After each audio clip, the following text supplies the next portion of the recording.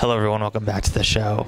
We're here at the 3D Vision and Health Symposium in New York City to learn about how 3D affects our health. So technology is evolving and our health, is it at risk? Technology is evolving, unquestionably. Is our health at risk? You know, computers came out into the workplace primarily in the 1980s. That's when they started to become prolific. And people were really concerned, are we causing damage to the eyes? And you know what, we weren't damaging the eyes, but we were creating a very visually intensive task. And that task causes people to tax their visual system, and they start to get symptoms, okay? So over the years, the technology of the computer displays in the workplace have improved tremendously, and we don't see as many people experiencing those symptoms of discomfort. I think it's the same thing with 3D today. You know, the 3D technology has not yet optimized the stimulus for the visual system, but it's going to keep getting better, and we're going to have fewer and fewer people that are getting symptoms. And that's it. We want to optimize the comfort and the experience for people. And we're not causing damage to the eyes. All we need to do is optimize both. And during the symposium, a question came up about, you know, can 3D actually help in discovering issues with the eyes? How do you do that? You know, we have strong suspicions about what the underlying diagnostic conditions are that are causing people to have problems at 3D. And I mean, 3D is basically the use of the two eyes together, focusing and convergence. And we've been studying those for years, and actually many of the people working on computers have had problems that way. Kids in a learning environment will sometimes have symptoms, or they'll have task avoidance, which is even worse. And so we've learned certain situations that are related to kids in the classroom or people working on computers. Almost certainly those same conditions underlie some of the problems people are having at 3D. So in many respects, 3D is a pretty good screening mechanism. If you're having problems at 3D, that is you either aren't seeing it the way that everyone else around you is seeing it, or you're uncomfortable with it. It's creating eye-related symptoms or maybe vertigo, dizziness types of symptoms. Well, it's identifying a problem you have that is also causing you shortcomings elsewhere in your life, maybe at work, maybe at school, and it's a good thing to discover problems at 3D because you're discovering something that's limiting you somewhere else too. So it's a good screening mechanism to identify problems that need treated. And you know, I've tried on the new 3D glasses. There's so many different things that are out there, like, you know, now even some TVs, you know, you don't even need glasses. Is there any glass out there that could be harmful to your eyes, or does it really right now not make a difference? Excellent question, because there are two different types of technologies being used. One's called active and one is called passive. And the active system relies on you wearing glasses that alternately occlude each eye in synchrony with different alternate frames being shown on the display. That's the active. Now, that does have some flicker related to it, and right now you can't get as bright a screen image. Also, there's a little bit of channel crosstalk. The right eye's seeing a little bit of the left eye's image and vice versa. So it's got some challenges. So the other technology is the passive technology, which involves wearing polarized lenses, one before each eye. And in the TVs, that's accomplished by having alternate rows of pixels polarized oppositely. It's a very clever technology of putting thin film strips on the display.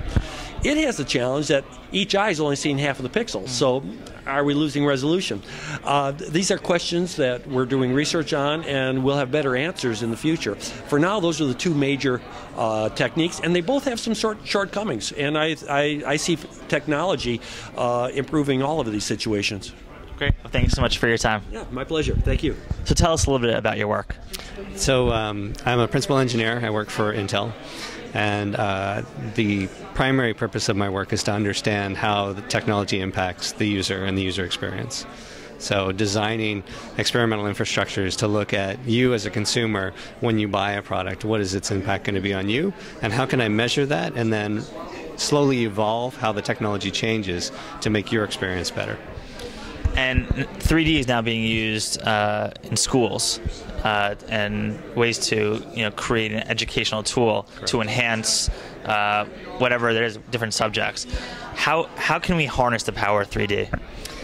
So the interesting thing about 3D is that there's a few aspects that are critical to learning. One is the immersiveness of a child in an environment where they're cognitively stimulated more than they normally would.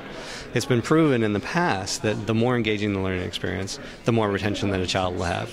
The interesting thing about the application of 3D is that a lot of children's issues, like was mentioned today, is founded in vision problems, right?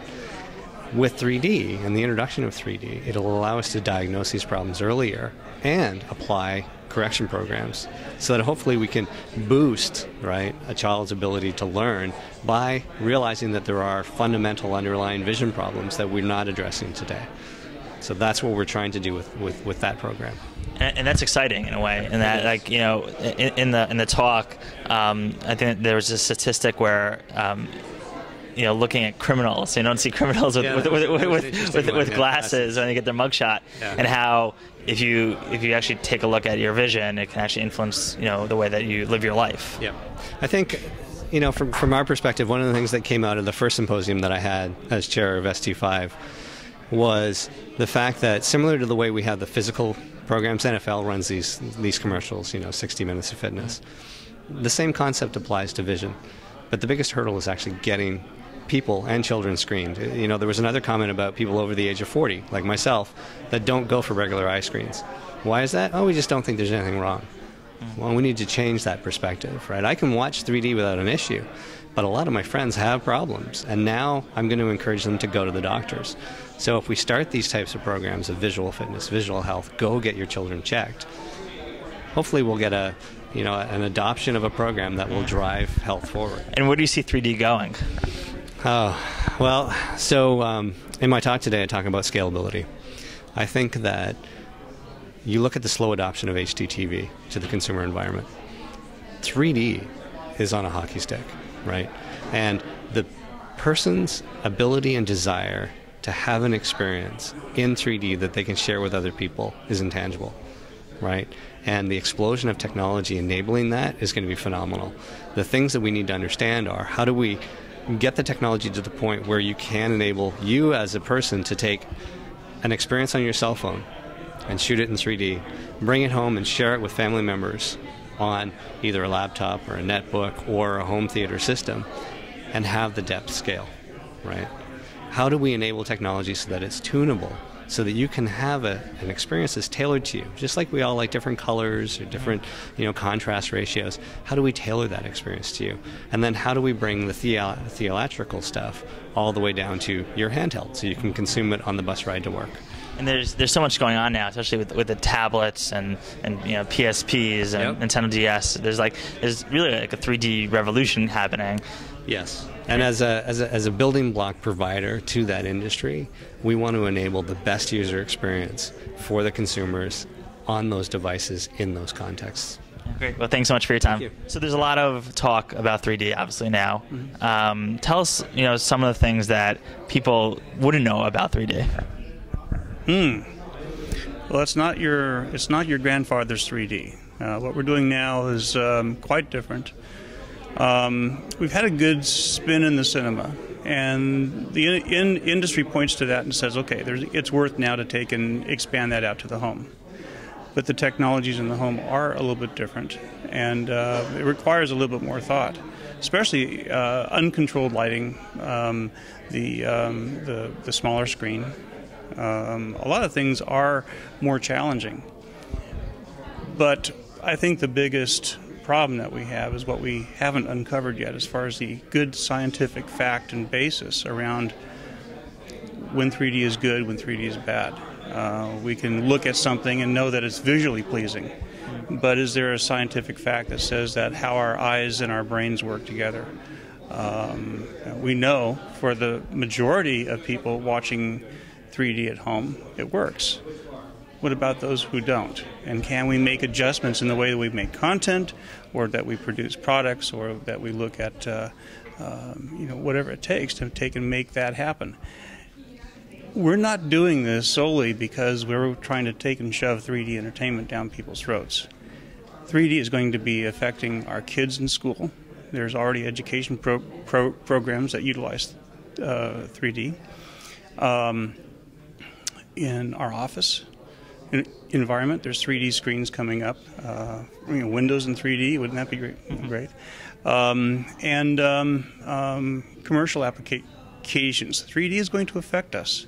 And so now is the time to really get that more extensive research so that we can have that fact behind any of the concerns that are being voiced. And obviously 3D can enhance education and the entertainment experience. What are some things that you think are going to be changing in the next, let's say, 2 years, and how 3D will be evolving? Well, one of the things that we've done in motion pictures for 100 years is we've learned to use various types of depth cues in how we construct a shot, how we light a shot. In 3D, that could be much different. Knowing those techniques better certainly will help mold and change the 3D experience. But there's still going to be 2D around as well. So getting that balance between a made for 3D, where 2D is extracted, or is it made for 2D and 3D is extracted? These are things that have to take and be developed over time. And again, what is comfortable, what is not, what we respond to, what type of vision issues are coming up right now that we can identify where we can actually make better choices for our kids in treating them to make sure that they can do well in life. Great. Thanks so much for your time. Thank you.